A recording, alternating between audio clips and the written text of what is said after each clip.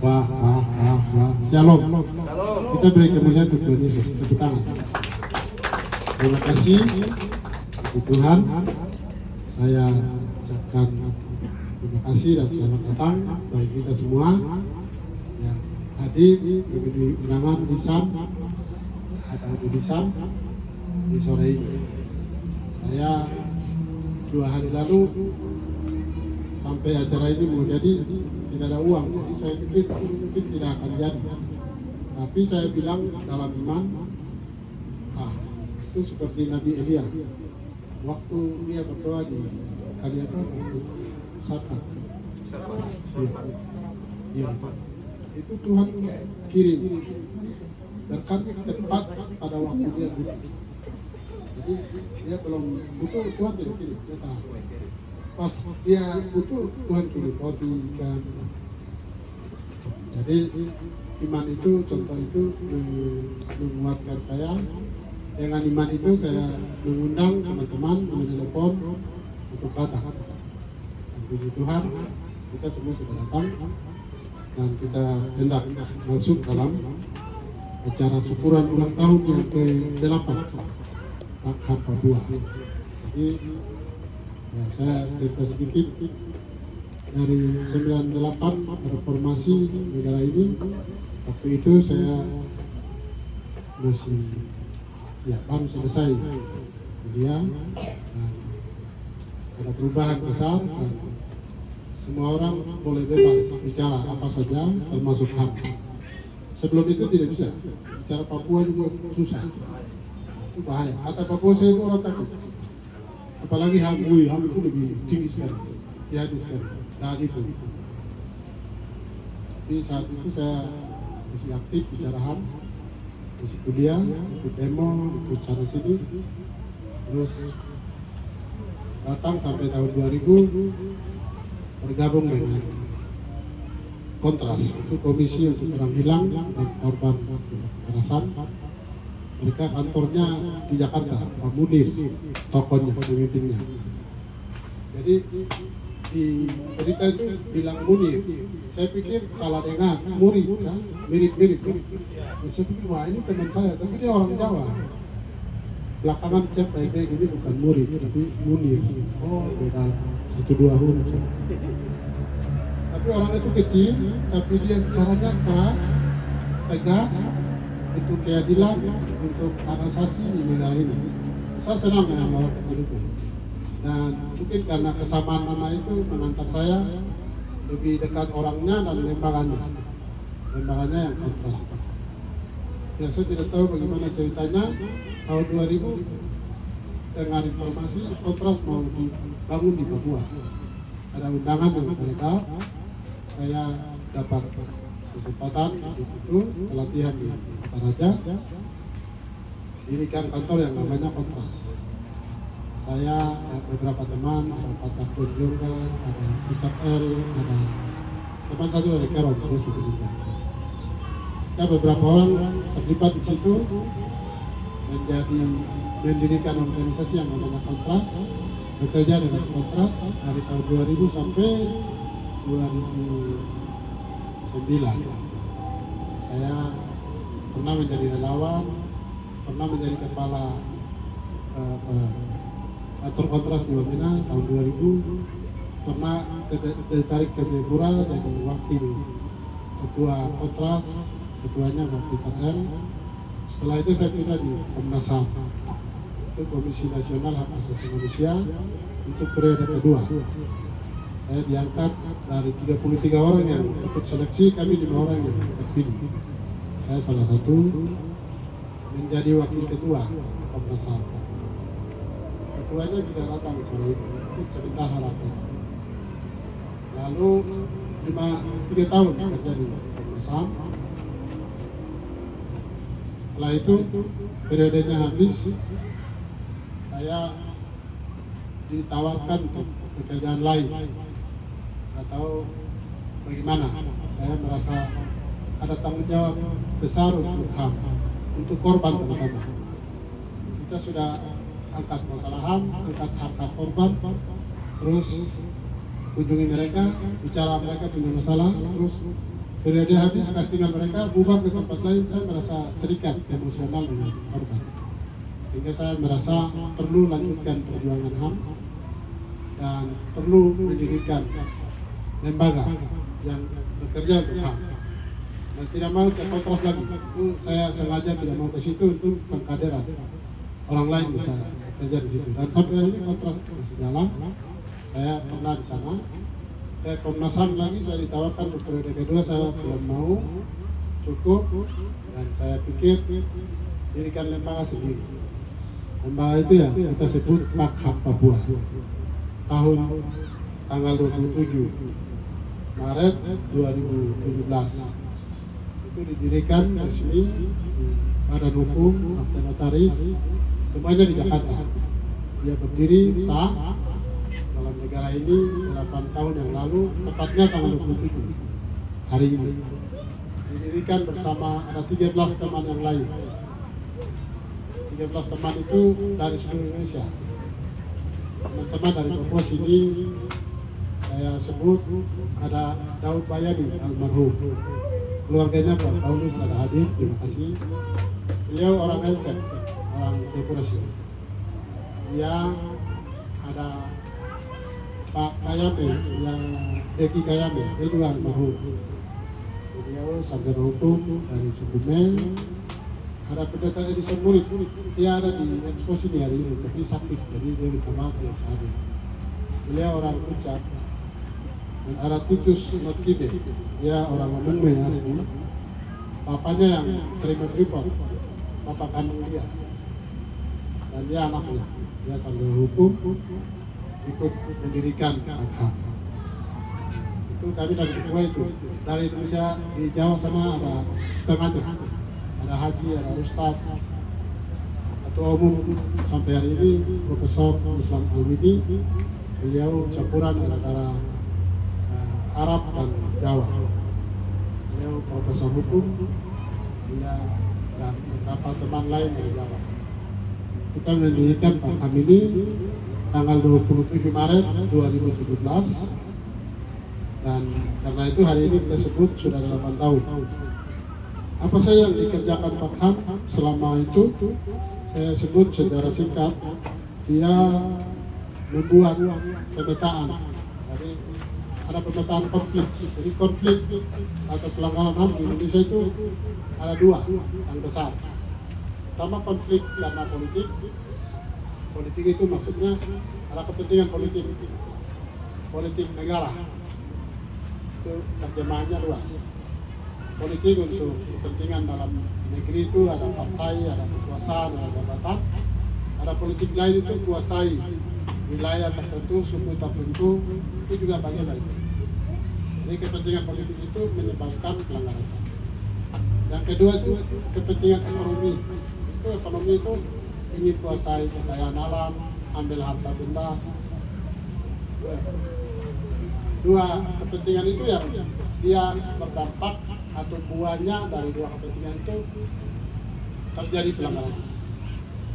Karena itu kita buat pemetaan konflik karena politik itu antara negara dan masyarakat, terus ekonomi itu masyarakat dan masyarakat.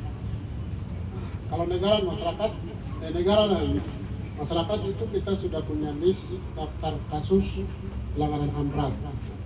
Kurang lebih 13 kasus yang kita pakam mendorong untuk negara selesaikan lewat Menko Polhukam, dan ya puji Tuhan mereka sudah respon, sudah bentuk tim, sudah bekerja resmi atas nama negara. Walaupun ujungnya tidak selesai, tapi mereka sudah mulai. Terus yang kedua itu masalah kepentingan politik ekonomi itu ada konflik antara negara dan masyarakat karena ekonomi. Itu bisa karena hak membayar, batas wilayah. Nah itu kadang-kadang jadi masalah. Sehingga kita buat pemetaan tanah ini suku A, suku B. Kadang perusahaan main ambil, negara main ambil tanpa melibatkan orang-orang adat yang punya tanah di sini. Itu menimbulkan korban juga dari awal sampai sekarang. Dan itu dia berdampak pelanggaran HAM. Sehingga itu yang dilakukan pemetaan masalah HAM dikelompokkan, pertama kelompok karena kepentingan politik, kedua karena ekonomi tadi. Lalu ada begitu banyak kegiatan yang dilakukan, ada diskusi. Pernah sekitar tahun 2018 itu HAM mencetak buku Saku HAM. Itu buku yang cerita tentang prinsip HAM. HAM kerjasama dengan Polda Papua. Kita launching atau buku itu dibagikan resmi 12.000 buku di auditorium Puncak Api. Itu kontribusi konkret dari HAM Papua. Tapi selain itu kita juga dorong hak-hak adat suku Elsen, suku Amung Kamoro dengan Tripon di Timika, ada suku Baduy di Provinsi Banten, itu di Jawa sana. Ada kami didirikan oleh setengah orang Jawa, jadi mereka punya masalah juga masuk di kantor ini. Dan puji Tuhan, saya berkunjung ke suku itu namanya suku Baduy. Itu orang di Jawa tahu, itu suku yang ya mereka hidup khusus, mereka tidak mau makan nasi, tidak mau hidup dengan hal-hal dari luar. Mereka makan makanan mereka dari tanah mereka, mereka punya agama sendiri, mereka hidup seperti itu. Dan suku itu yang direkomendasikan oleh teman-teman dari Jawa, dari Sunda, Pak Kam harus bicara ini. Kenapa ada pelanggaran apa di suku ini? Mereka itu sebenarnya beragama. Mereka punya keyakinan. Walaupun keyakinan itu bukan Islam, bukan Kristen, tapi mereka punya nama sendiri. Itu mereka ada sekitar 40 kakak yang di dalam sana. Itu yang di luar ada. Jadi jumlah lebih banyak lagi. Cuma yang di dalam 40 kakak itu dianggap sampai saat itu orang kafir. Karena mereka tidak mau mengaku agama Islam atau agama Kristen, tapi mereka punya agama yang sekarang ini disebut Sundawiwitan. Sebelumnya belum diakui oleh negara ini. Orang Sunda yang sudah terpelajar di kota berkali-kali minta pemerintah pengakuan agama itu tidak pernah dapat, bertahun-tahun. Nah, saya waktu berkunjung ke sana cerita panjang lebar. Mereka hanya rekomendasi 2. Apa ini orang hitam dari Papua jauh-jauh ke sini mau bikin apa, mau tolong apa?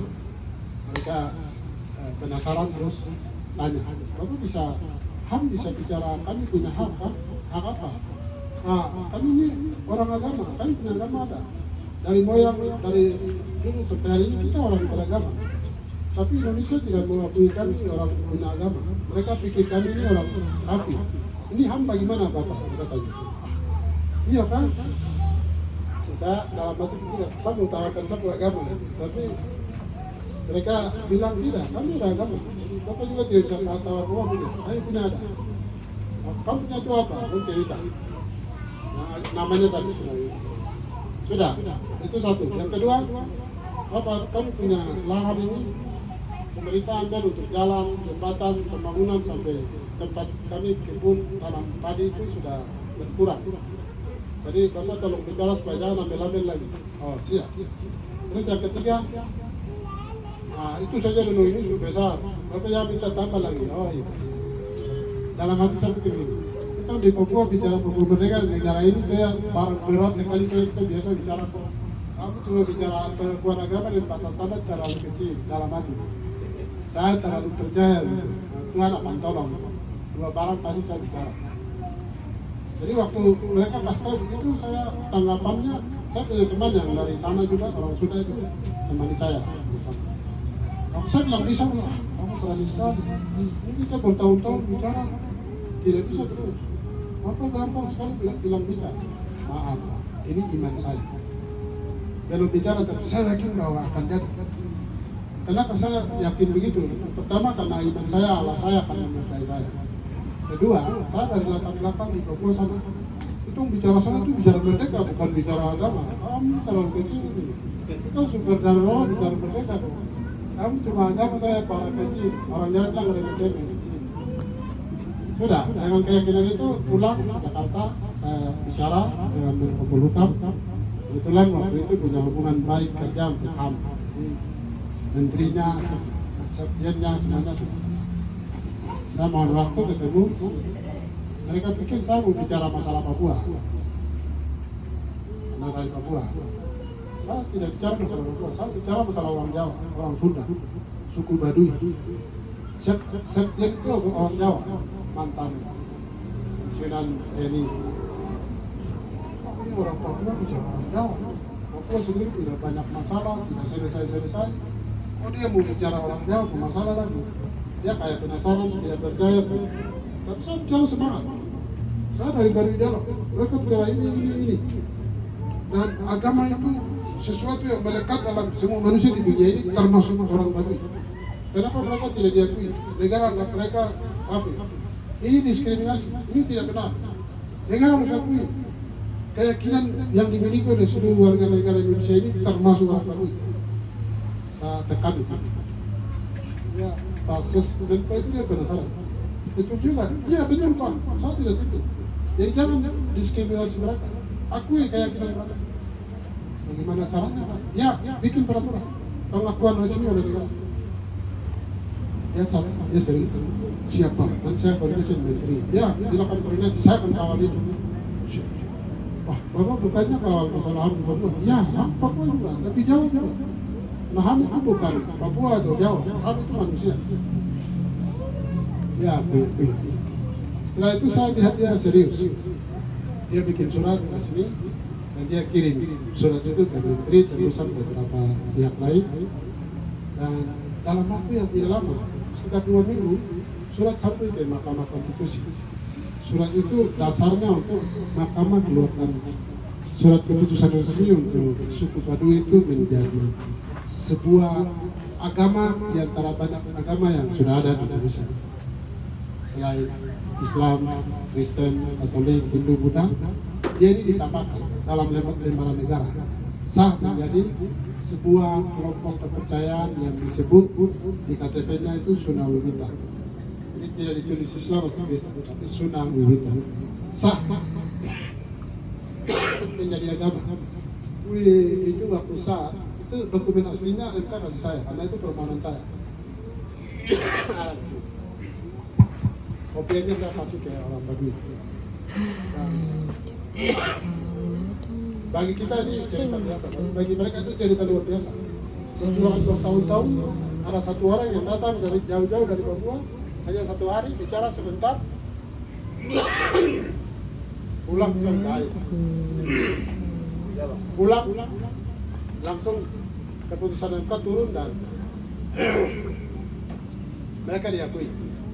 Mereka happy, bersyukur, mungkin menari-menari, melompat dan seterusnya karena menerima keputusan resmi negara bahwa mereka bukan lagi orang kafir, tapi mereka orang yang beragama. Harga diri agama komunitas mereka dihormati resmi di negara ini, dan bagi mereka itu berita luar biasa, berita penting. Mereka punya status agama diangkat. Dan mereka, saya dengar, mereka cerita, ada orang satu yang kita dari timur sana, jauh-jauh datang, dan mereka tidak sampai di situ, mereka ada tambah kata-kata baru. Itu seperti malaikat dari timur, datang menolong kami, dan kami hari ini diakui oleh negara ini, kami beragama, sah. Itu mereka. Pengucap syukur yang luar biasa. Saya sudah dengar, sudah rasakan juga. Sesuatu yang ditunggu bertahun-tahun mereka bisa dapat dari hasil advokasi Pak. Waktu saya pulang ke sini, Pak Lukas tanya, Pak, kamu itu urus Papua atau Jawa? Dua-dua Pak. Manusia itu bukan hanya Papua, yang penting Jawa itu betul. Itu mereka juga cerita. Hak asasi manusia itu bukan hak asasi manusia Papua, hak asasi manusia gini. Di dalamnya ada Papua, ada Jawa, ada Toraja, ada Kalimantan, ada Amerika, ada Australia. Hak asasi manusia itu luas. Jadi jangan ada yang keliru. Hak kami ini untuk mendukung Papua, apalagi Papua Merdeka, terlalu keliru. Ini sekaligus saya luruskan bahwa hak kami itu ada untuk manusia. Siapapun manusianya, apapun asal sukunya, agamanya juga. Agama yang diperjuangkan tadi bukan agama Kristen, maaf ya. atau gereja tertentu. Ini penghormatan, pengakuan terhadap keyakinan menurut iman mereka, kepercayaan mereka. Dan sebutannya yang tadi saya sebut, sudah begitu. Saya diundang 4 kali. Pertama untuk terima keputusan itu, Bapak sendiri yang hantar keputusan itu. Kami tunggu. Itu mereka tidak tidur. Siang malam mereka dansa siap mau jemput saya, bawa keputusan. Saya sudah tahu mereka akan bikin saya seperti dewa, sembah. Saya bilang, tidak.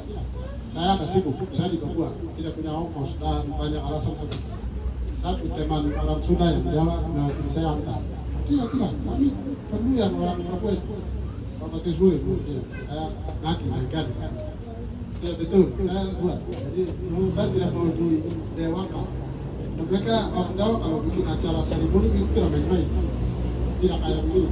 Ya, mereka bikin istimewa. Dan mereka sudah posisikan statusnya Allah yang mereka sembah dalam agama Sunda Wiwitan pertama, saya kedua, baru dia punya punya ononya, ketua anaknya itu ketiga. Karena tanpa saya negara ini tidak pernah akui mereka. Ono itu berkali-kali bicara tapi tidak didengar juga. Sehingga mereka sudah buat status begitu. Allah, saya, baru Dompu Ondo, masyarakat tahu. Nah, kalau begitu saya tidak akan datang. Dan sampai hari ini tidak pernah datang. Mereka sedang penasaran dan marah. Ini Nepos tidak ada itu. Nepos hari ini sama cerita kita. Nepos hari ini tidak datang. Jadi, Bapak kenapa tidak mau datang? Memang saya tidak mau datang.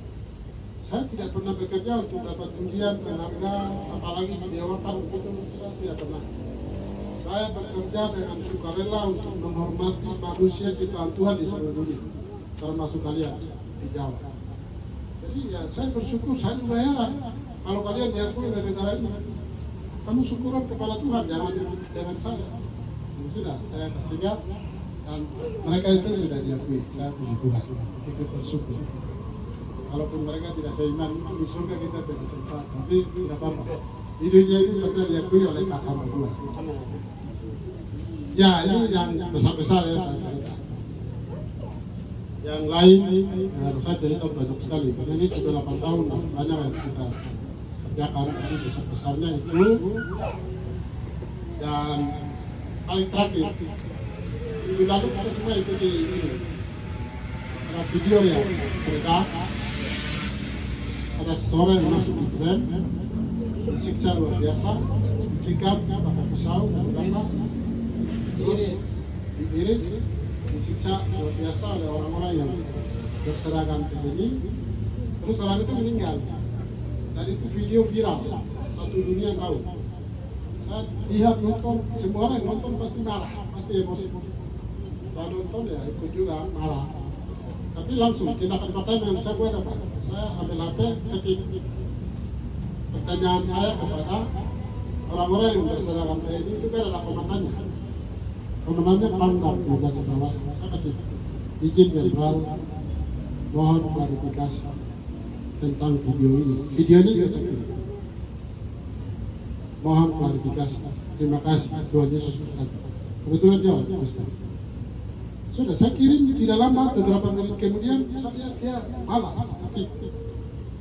Wah, luar biasa. Dan video itu viral beberapa jam sebelum sampai. Dan saya pikir ini sensitif, ini besar, jadi ini bisa jawab atau tidak, penasaran. Tapi ternyata dia jawab, balas WA saya.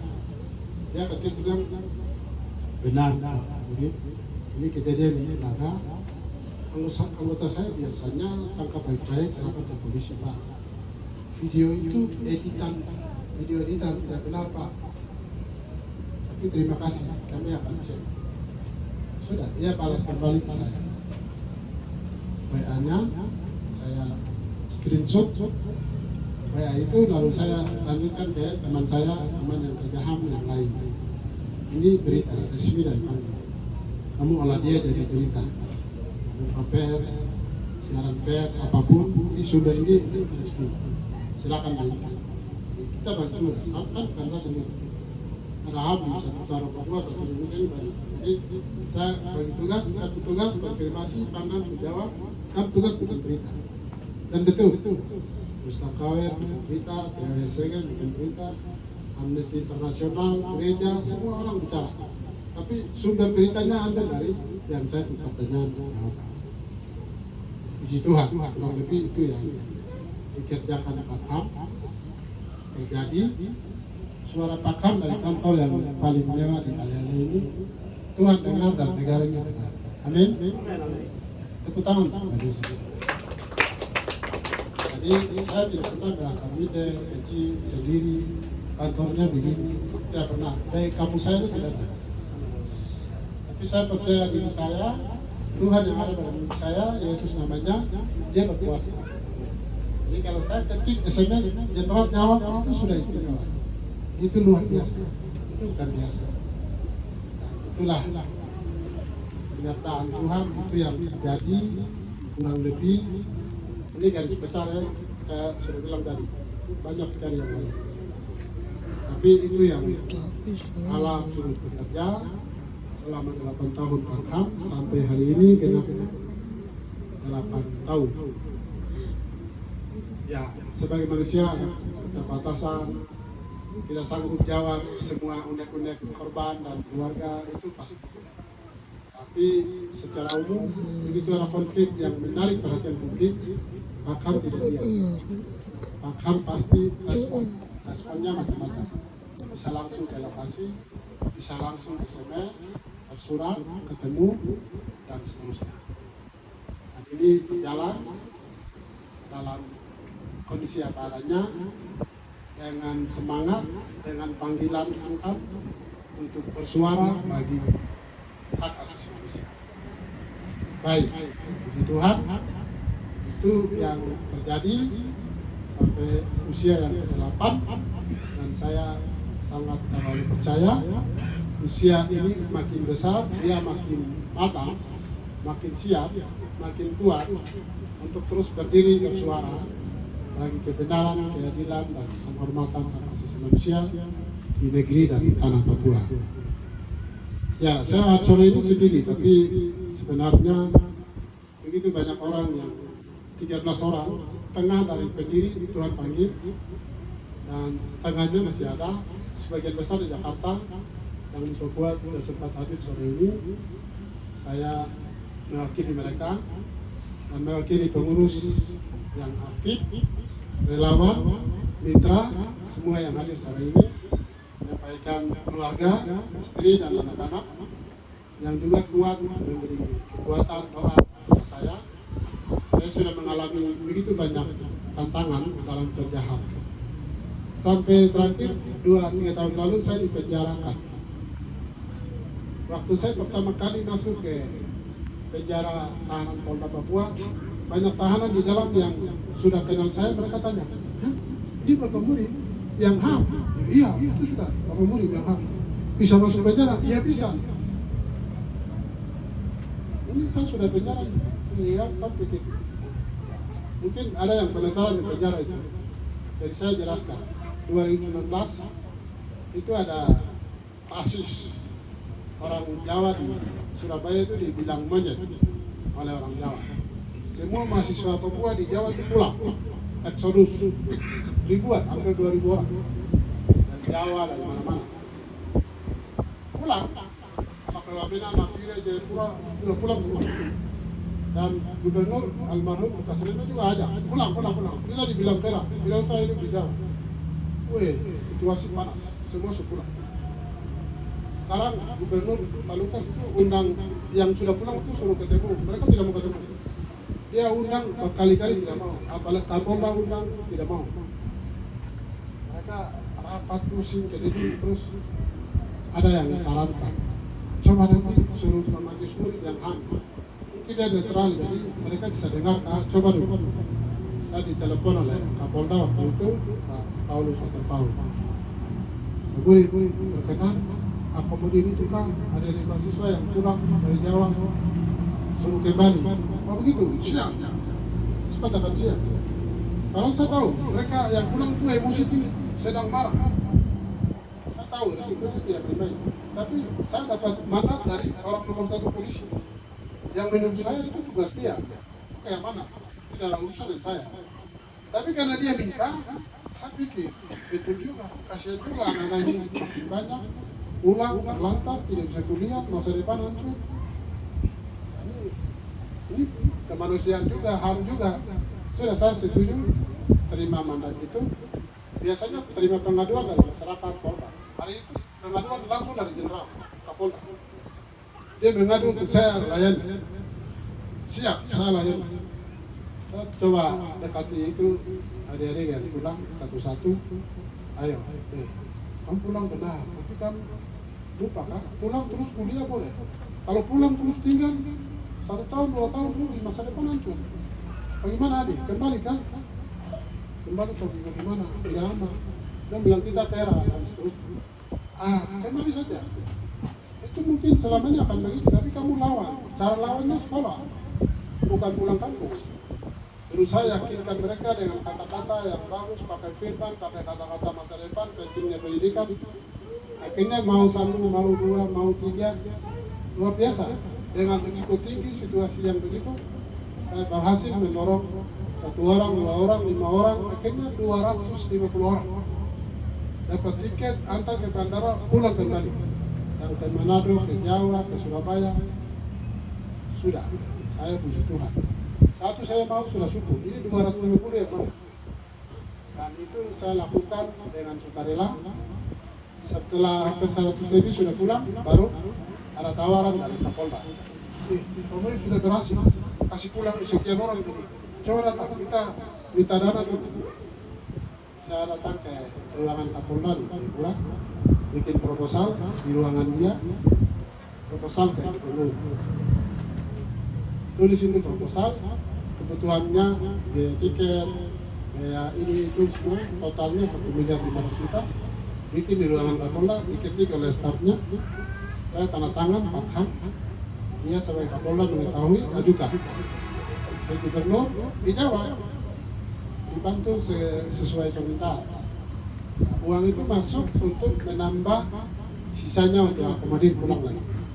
Dan itu semua sudah diterima oleh Pak Ham di rekening organisasi. Sudah kirim sebagiannya sampai angka 250 itu. Kita juga pakai biaya sewa ini, sewa mobil, makan, dan seterusnya. Dilaporkan dan menurut kami sudah selesai tugas itu. Tapi belakangan ada isu bilang ada korupsi, ada penyalahgunaan, dan macam-macam. Saya berusaha klarifikasi, korupsi apa? Cek ke Pemda, bagian keuangan, ini laporan pertanggungjawaban. Ada yang salah, kurang, tolong koreksi. Mereka sih koreksi kesalahannya, ini yang janggal, jadi perbaiki. Kita bawa pulang, perbaiki, bawa ke sana, mereka terima baik. Pertanggungjawaban cocok, sesuai. Bisa ajukan tahap kedua. Ya, sudah dengan dasar itu, ajukan tahap kedua, begini tiba-tiba dapat panggilan dari Polda. Minta klarifikasi dari Rizky. Sudah, saya kooperatif saja, bahasa hukumnya. Lawyer saja, jujur saja. Pergi untuk klarifikasi, ternyata bukan klarifikasi. Dia bilang periksa jadi saksi, tersangka, langsung ada surat penahanan. Tersangka, korupsi. Tanggal 7 Desember tahun 2000 ditetapkan status jadi tersangka dan masuk ke mana? Masuk penjara. Wah, saya tidak percaya sejak saat itu sampai saat yang saya bicara. Kok uang yang mana? Pemda yang punya uang tidak pernah pertanyakan atau bilang ada kerugian atau suruh ini itu. Kok Polda bisa melakukan tindakan ini? Para orang yang awal minta saya kerja, kok terakhir masukkan saya ingat di kampung itu biasa orang kalau mau tangkap babi hutan atau tikus itu pergi taruh jerat. Jerat itu kalau pas orang babi itu atau tikus datang kena ya dapat masuk jerat. Kalau saya ini dijebak terjerat dalam strategi keamanan dalam ini polisi. Sudah, itu kan maksudnya. Saya diminta, saya disuruh, terus saya mau diberlakukan begini. Ya sudah, saya terima saja. Dan memang sebelum masuk itu saya banyak kali bicara HAM dan bicara hak-hak korban, termasuk mereka yang ada di tahanan. Itu sudah biasa bicara berkali-kali. Tapi saya belum pernah merasakan sakitnya orang tahanan itu kayak apa, suasana di sel atau penjara itu seperti apa, ini juga tidak tahu, hanya teori saja. Jadi waktu masuk saya bilang, oh ini juga baru saya kesempatan bisa rasakan sakitnya orang penjara. Jadi Bapak Ibu tahu, waktu pertama masuk itu, orang tahanan yang sebelumnya dalam bilang, Bapak HAM masuk, mereka tidak percaya, mereka sedih, ada yang menangis. Terus Bapak ini orang penting, yang biasa bicara kita mau HAM, jadi mari, Bapak dapat kamar di sini, ada kasur di sini, tidak. Kamar kasur itu kan punya. Saya duduk, tidur di luar, di tempat umum. Baru paling surut lagi, tidak usah alas tikar. Ini semangat kayak bagaimana nih, macam emosi campur menikmati gitu. Jadi tidak alas, duduk saya di situ. Ada semut naik bisa badan biar sudah. Pertama masuk, lama-lama memang saya cari aman juga. Jadi awal masuk itu. Jadi nikmati tahanan itu seperti apa, saya dan mereka. Puji Tuhan. Belakangan ada orang-orang yang masuk ikut saya. Dan orang-orang itu sore ini hadir, 3 orang. Berkenan, Ika, Katangan. Ini ada Bapak, ada Wakla. Ya ini tepuk tangan untuk mereka 3 ini teman alumni. Mari yang dari belakang menyesuaikan. Jadi kita sama-sama orang bertiga ini teman alumni di tahanan Polda. Mereka punya kasus berbeda, tapi kita waktu yang sama ada di sana. Dan waktu ada di sana, Bapak Ibu tahu, saya pribadi itu tidak pernah mengedu, salahkan siapapun. Kalau saya mau salahkan pasti ada, alasan saya ada. Dan saya bilang biasa, ini mungkin waktu Tuhan, rencana Tuhan, saya ada di sini. Saya syukuri, saya berdoa, bersyukur, ajak tahanan menyanyi, ibadah, dan begitu. Sampai hampir 10 bulan di sana. Lalu 1 bulan terakhir dikirim ke Kelapa Sawit, dan dari situ pulang. Dan ada pulang. Iya, bilang putusan mereka bilang tuntutan sama, putusan sama. Wah, luar biasa. Biasanya tuntutannya lebih ringan, putusannya lebih tinggi, atau sebaliknya. Tuntutannya lebih tinggi, putusannya lebih ringan. Tapi saya punya ini aneh. Saya tanya jaksa, kenapa saya kasus ini aneh? Bilang, Bapak punya kasus itu luar biasa. Jadi kata itu bukan biasa. Bapak punya kasus itu luar biasa. Jadi keputusan juga luar biasa. Jadi tuntutan dari penuntut umum 6 tahun 9 bulan, dengan hakim putus 6 tahun 9 bulan juga. Wah, ini mana keadilannya, mana pertimbangannya? Tidak ada. Jadi orang kasih jalan begitu. Terus hakim yang putus itu orang Ambon. Saya pergi ketemu dia. Bapak, gimana? Menurut Bapak setelah periksa perkara ini, saya betul korupsi kan? Bapak tidak korupsi. Tapi kasus Bapak itu luar biasa. Luar biasa apanya? Ya luar biasa saja. Jadi Bapak tidak usah khawatir. Dalam putusan itu ada catatan kaki di bawah. Bapak tidak akan ditahan. Tapi putusan dia bilang ditahan. Tapi catatan kaki juga bilang tidak ditahan. Ini saya cerita supaya kita ya tidak tahu proses hukum ini ada pelajaran. Putusan bilang ditahan, catatan kaki bilang tidak ditahan. Jadi ada juga, nah luar biasa di situ. Terus saran Pak, setelah ini saya harus bikin apa? Bapak biasa saja, pulang ke rumah, mau ke Jakarta, mau ke kampung, jalan-jalan biasa saja. Bapak kan putuskan bicara, bisa saja jalan-jalan. Ya itu yang luar biasa Pak, Bapak punya kasus. Jadi yang luar biasanya itu Pak, oh begitu, ya, sudah. Jadi ini saya korban atau orang yang mengalami kasus yang luar biasa, itu ada berdiri, tepuk tangan untuk saya. Itu luar biasa. Jadi saya ke pengadilan, ke jaksa, ada tinggal di sini, tidak pernah semua di rumah saya dekat jalan. Bikin acara hari-hari pakai speaker bokar-bokar satu semua orang di jalan itu enggak. Dan dengar itu harusnya datang tangkap ke ini orang lain, karena kita putus tahan dulu. Dan tidak tangkap juga. Kalau datang tangkap sudah siap, tidak akan lari. Ya, puji Tuhan. Maaf, cerita panjang sekali. Minta maaf. Ya, begini acara. Marah-marah. Baik, ini saya cerita sudah sekaligus tidak ada penutup, kata-kata lain sudah habis.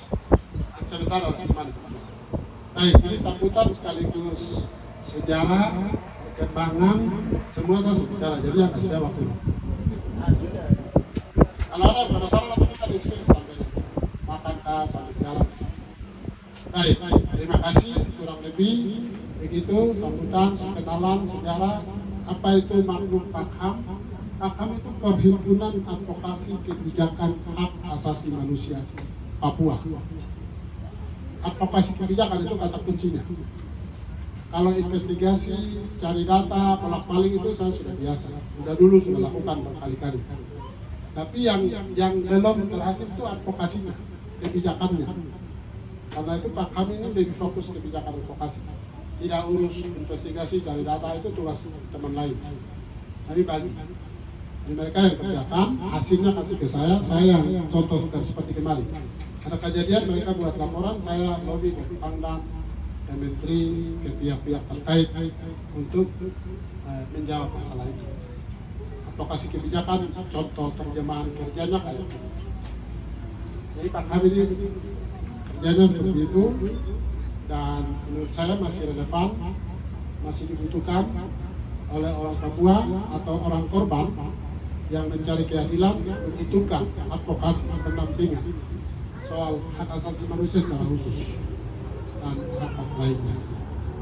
Baik, terima kasih sekali lagi. Demikian sambutan saya. Sekaligus sekali lagi ucapkan selamat datang bagi yang baru datang, menikmati syukuran bersama Pakham yang ke-8 tahun ini. Semoga Pakham terus bersuara, walaupun SMS pendek, tapi itu bagian dari suara Pakham yang akan terus disampaikan kepada penguasa di negara ini di tingkat lokal, nasional, dan internasional. Mohon doanya, kalau Tuhan menghendaki dalam tahun ini kami mendapat undangan untuk pergi bicara HAM di luar negeri. Sebelumnya sudah pergi ke Amerika, ke Eropa, ke Australia. Tahun ini oleh anugerah Tuhan kami akan keliling Pasifik, ke negara-negara serumpun dengan kita. Tolong doanya, mudah Tuhan yang ada, semoga Pakham terus bersuara. Tidak hanya di area atas dan di tanah Papua, tapi di luar negeri juga. Karena banyak orang di sana punya hak asasi tidak disuarakan, tidak diperjuangkan. Apalagi Palestina Israel. Lebih keren lagi, mati dijual orang. Itu Hamas itu manusia juga ciptaan Tuhan, yang kan mendukung Israel terus, bunuh mereka terus. Ini juga harus disuarakan. Tapi kita HAM berdiri untuk semua dan tidak dibatasi oleh waktu, tempat, ruang. Tapi dia bisa bersuara kemana-mana. Dan tahun ini Tuhan kehendaki akan ke negara-negara Pasifik, mulai dari PNG, Vanuatu, Solomon Island, Selandia Baru, dan beberapa kepulauan kecil di daerah situ. Mulai Juni sampai September. Jadi ini saya sampaikan untuk mohon dukungan doa. Semoga Pakham tetap bersuara di dunia ini. Karena salah satu tema Pakham itu wujudkan kerajaan Allah di bumi seperti di surga. Itu visi baru yang Tuhan beri. Dan dalam rangka itu tema besar atau moto Pakham itu hentikan kekejaman dan wujudkan damai di tanah Papua. Beri kemuliaan, beri tepuk tangan untuk Tuhan Yesus. Kita kerja untuk tujuan itu. Tujuan hentikan kekejaman dan wujudkan damai. Kalau masih ada kekejaman, kekerasan, penyiksaan, pembunuhan, baku tembak, ini tidak sesuai dengan tujuan Pakham Papua. Ini harus dilawan, ini harus ditolak. Jadi kalau ada orang yang mau pakai cara-cara itu terus bergabung di Pakham, itu keliru, salah alamat. Kalau mau akan segala lawan, jangan di sini, salah tempat. Kita lawan kekerasan. Nah, kekerasan itu dia akan melahirkan kekerasan baru dan masalah tetap ada, tidak pernah selesai. Itu sudah prinsip yang diuji oleh banyak pembelahan di dunia ini. Damai itu secara yang sangat bermanfaat, sangat tepat untuk melakukan perubahan sosial. Jadi damai itu kata kuncinya. Dengan cara damai kita bisa rubah dunia ini. Kita bisa rubah diri kita, keluarga kita, kampung kita, hanya dengan cara damai, bukan kekerasan. Jadi kalau ada yang bilang, HAM itu penakut, tidak bisa perang, jadi bicara damai terus. Ada yang pernah protes begitu. Nah itu betul, yang berani silakan berjuang pakai senjata. Tapi penakut seperti saya, kita akan terus bersuara dengan damai. Tuhan berkati, Shalom.